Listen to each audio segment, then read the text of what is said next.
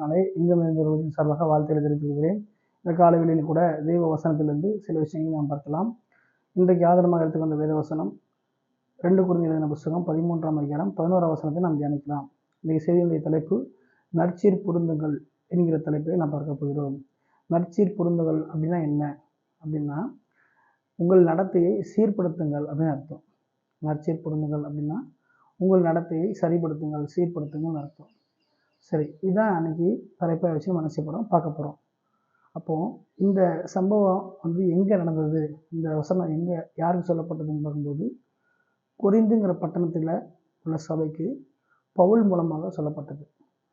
அப்போது அப்படிப்பட்ட அந்த நற்சீர் பொருந்துங்கள் என்கிற காரியத்தை நாம் என்ன செய்ய போகிறோம், இன்றைக்கி விரிவாக்கமாக பார்க்க போகிறோம். அப்போது அதை நம்ம என்ன செய்யணும், அதை தெளிவாக ஆராய்ச்சி பார்க்க வேண்டும். அது என்ன அப்படிங்கிறத நம்ம சொல்லி பார்க்குறோம். பொதுவாக பவுல் அநேக கடிதங்களை அநேக இடங்களில் இருக்கிற சபையில் எழுதுகிறார். அதில் கொரிந்துங்கிற பட்டணத்துக்கு விசேஷமாக எழுதுகிறார். கொரிந்து பட்டணம் எப்படின்னா, அது ஒரு வணிக நகரம். பவுல் நாட்கள்லேயே 7 லட்சம் பேர் அதை குடியிருந்தாங்க. பல விதமான நாட்டு ஜனங்கள் போகவும் வரவுமா இருந்தாங்க. அப்படிப்பட்ட ஒரு வணிக நகரம் தான் அந்த கொரிந்து பட்டணம். அந்த பட்டணத்தில் அநேக தேவ ஜனங்கள், அநேக விதமான புது ஜனங்கள்லாம் இருந்தாங்க. கடவுளை ஏற்றுக்கொண்டாங்க. புது சபைகள் உருவாக்கப்பட்டு ஊழியங்கள் சிறப்பாக செயல்பட்டு வந்த ஒரு பட்டணம் அது. அதில் ஃபேமஸ் என்னென்னா, விபச்சாரம் ஃபேமஸ்ஸு, பாவங்கள் ஃபேமஸ். அப்போ அப்படிப்பட்ட சபைகளில் அவர் ஆண்டுடைய வார்த்தையை போதிக்கும் போது எப்படி இருக்க வேண்டும் என்பதை ஒவ்வொன்றா கடிதமாக எழுதுகிறாரு, போதிக்கிறார். அப்படி போதிக்கும் போது அவர் என்ன செய்கிறாரு, கடிந்து கொண்டு எழுதுகிறார். அப்போ கொரிந்து சபை மேலே அக்கறை உள்ளவராகவும் அன்புள்ளவராகவும் கடிந்து கொண்டு எழுதுகிறார்.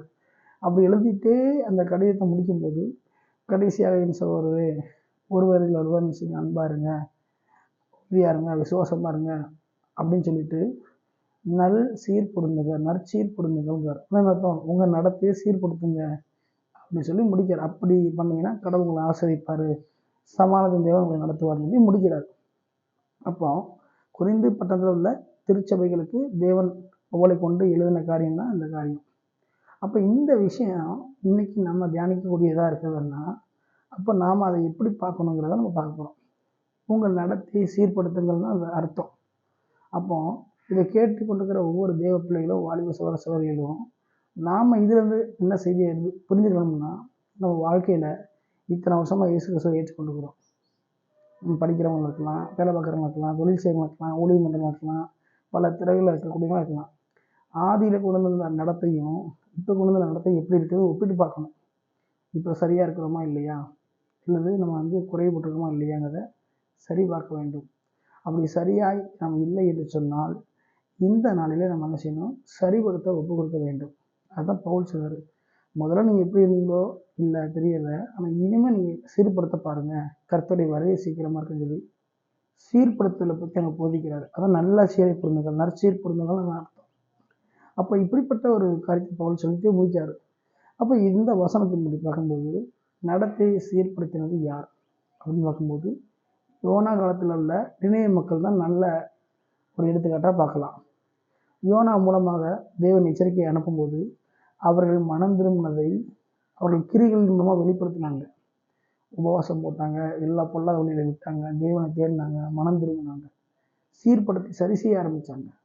அப்போ அவங்க மனம் திரும்பினதை தேவனுடைய கிரிகளை பார்த்து அவளுக்கு செய்ய வேண்டிய தீங்கை செய்யாதபடிக்கு மனம் மாறினார்னு இருக்கு. அப்போ ஒரு மனுஷனோ மனம் திரும்புதான் அல்லது சீர்படுத்துகிறான், நடத்தையை சீர்படுத்துகிறான் அப்படின்னா அவனுடைய செயல்பாடுகள் தான் அதை தீர்மானிக்கும்.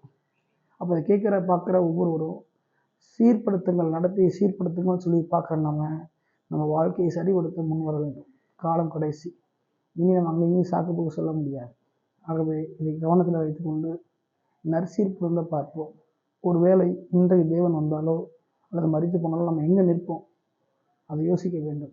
எனவே இதை கேட்டுக்கொண்டிருக்கிற ஒவ்வொரு வாலிப சகோதர சகோதரிகளும், தேவ பிள்ளைகளும், தேவ ஜனங்களும் யாருன்னாலும் சரி, நம்ம வேலை பார்க்குறவங்களா இருக்கலாம், படிக்கிறவங்களா இருக்கலாம், தொழில் பண்ணுறவங்களா இருக்கலாம், ஊழியம் கூட செய்யலாம்.